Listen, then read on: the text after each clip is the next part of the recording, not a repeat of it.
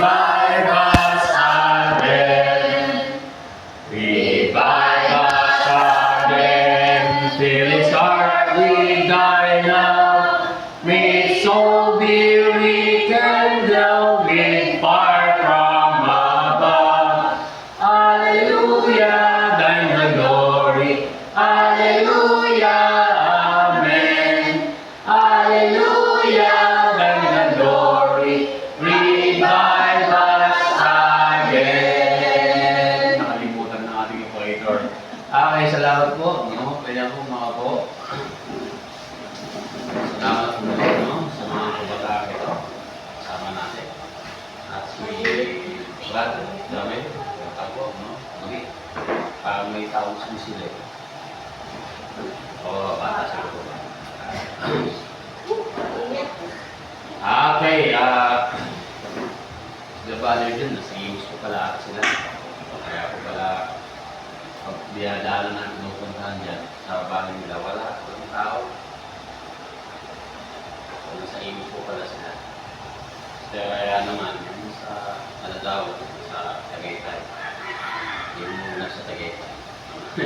Sabi na sa Tagaytay. Okay, wala na pong isang buwan, anniversary na po natin.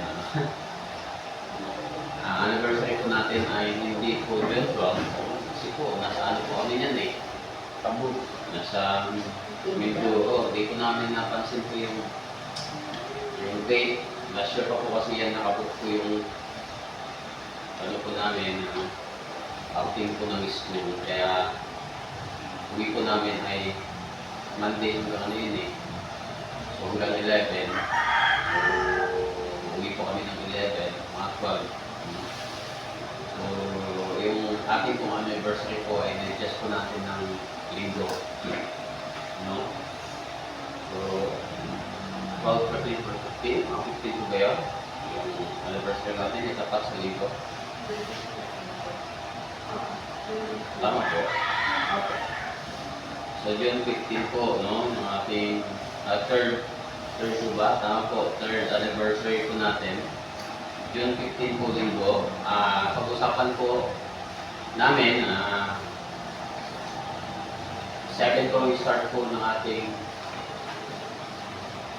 tama po ba? 7? 7 po yung start po ng ating worship service po sa 15, June 15. No? Hanggang 9. Okay, hanggang 9. Then, may allowance po na 30 or 1 hour. No? And then, second service po ay evangelistic meeting. Yan. 10 to 12. So, ito na po magkainan. No? Yun po yung ang target po natin po. No? Yung makatutuhanan po, yung target po natin ay 50. So, ibig sabihin, tama lang po ito na mapuno sa ating pong anniversary. No? So, alas 10 po ng umaga, mga kaibigan po kayo, no? Nanay, tatay, lolo at lola. No? Lahat po ng ating mga kapitbahay, kaibigan, kaklase, pwede po natin sila imbitahan sa June 15. So, bilang regalo natin sa Panginoon. So, magregalo tayo ng kaluluwa sa Panginoon. Amen? Sa June 15. Alas 10 po. Pero yung alas 7, tayo pumuli yun. Sana sa June 15, makakompleto po tayo. Makadalo ni Sister Carla, no? Yung anak, tayo mga wala, at nagwawala. At may encourage po natin sila muli. Actually po, kapag mula po nagsimula po tayo ng first year anniversary, nagsimula po ang church as Faith Baptist Church, no? Christian Faith Baptist Church. O ang lahat po ay makakadalo. Nasa 70 po tayo. 70. Kasi po, dami na pong nabaptize eh. Baptize po ako dito noon, mga 18. Dito po, church mo. Makita ng yung swimming pool na maliit. Baptize po tayo dyan noon. Tapos nag-baptize tayo ng ilang beses sa mga dagat. binibilang ko po, dadalo sila muli, makakadalo sila. Yung iba po kasi ay busy, may trabaho, may tatapat linggo. So wala tayong magawa dyan. Unless na sila po ay mag-decide talaga, Sundays for the Lord. Okay? Pero nandiyan lang po sila, no? Yung iba po nag-message privately, ay susuri, pero unang-una, hindi ko naman pananagutan. O hindi pananagutin nila sa Panginoon. No? Sa Panginoon naman po tayo lagi nananagot. Okay, yun lang po yung ano natin. Wala pa tayong gaano ano, no? Sabi dito, wala tayong gaanong activity. So yun lang po, no? Service natin ng umaga, alas 7, then evangelistic meeting. So sabi ko ay ma'am, yung mga pinagawa ng mga bata, mag-special number dito, no?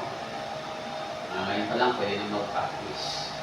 At alam ko, mga ano, bata dito, aawat at tangalin eh, no? So, it's okay lang po, no? After ng anniversary, hapon, pwede tayong mag-baptize. If you are willing to be baptized, punta tayo dyan sa dagat. Hapon. 15 po yun. No? Kasama po ng mga na-save ng umaga na gusto mong baptize, mga tumanggap sa Panginoon sa June 15 ng umaga, after lunch. Kaya po i-encourage ko din po sila na if they are willing to baptize after po ng tanghali ng kainan, punta tayo sa dagat at mag-baptize tayo. Hanggang hapon na, after baptism, uligo na din, no? Sa June 15. Tagulan na ko yun, ano? Kapag umuulan, di mag-baptize tayo kung umuulan. Pero kaya kung ginawa kong alas 10 po ang evangelistic meeting kasi mga araw na yan, pag hapon, umuulan. Alala ko, ito yung anniversary natin, pagdating ng hapon, after ng service natin, umuulan eh. So, yun po, no? Kung hindi ka siya rin ang masikaw, hindi magkakilala lang po tayo ng isa pa pagka magkasya po tayo. Naroon tayo ng baptism. At naman, yung mga nababaptize ay magpapatuloy. After po na tayo. Okay? Bago na alimutan.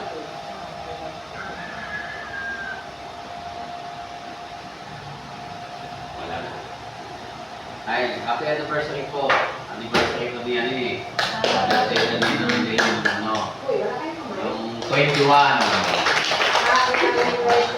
Pang 50.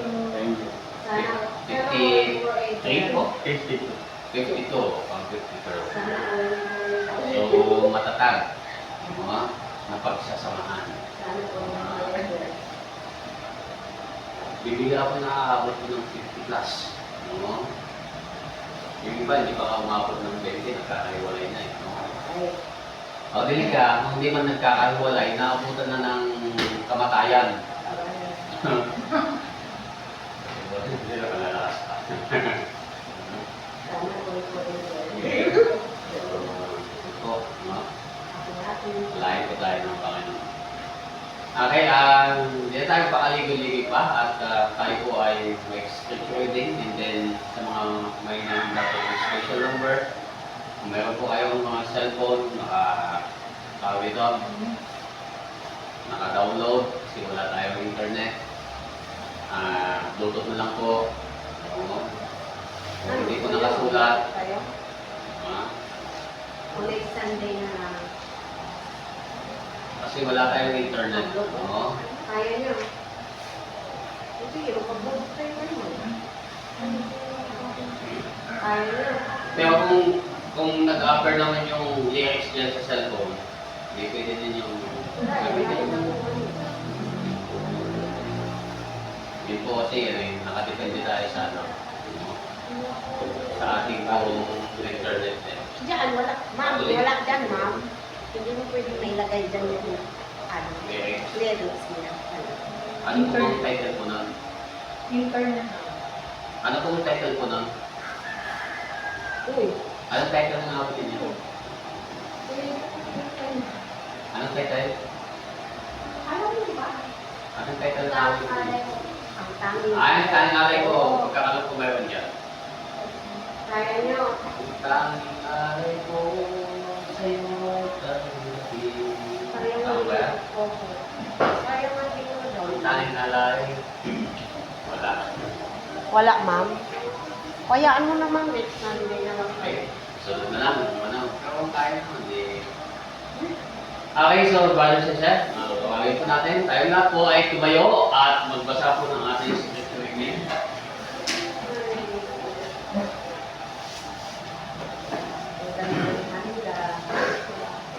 Bago po tayo magbasa ng ating pag-scripture reading, umupo muna kayo.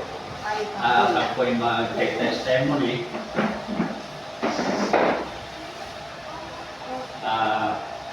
Purihin po ang Panginoon sa aming pong buhay mag-asawa. Amen.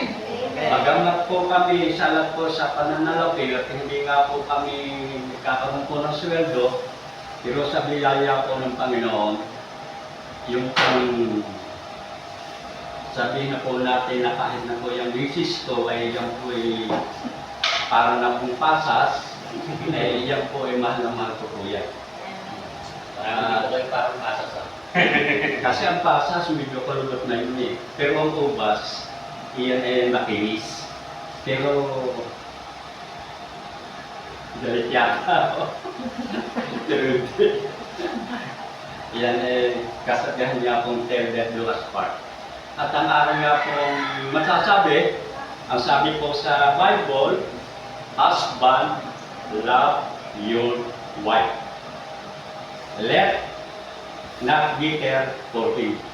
Na hindi ko po dapat na iyan eh, yung kung ako'y maging, yung kung bitter, kung maasim o kaya ako pinagkakasalan po sa Panginoon dahil umabot na po kami. Tulad nga po ang sabi ko sa Sulat ng Mark. Ang sabi ko roon, hindi po dapat mag-iwalay po ng tao ang mag-asawa, kundi ang pinagsama ng Diyos ay hindi po pwedeng pagsamahin po ng tao. Kaya po yung mga salita po ng Diyos ang aking pong sinusunod. Sa biyaya nga po ng Panginoon, umabot na nga po kami ng 52. Akala ko pa nga po 53 na eh. Pero masyado pong ina-advance. So, at bagamat po kami walang handa,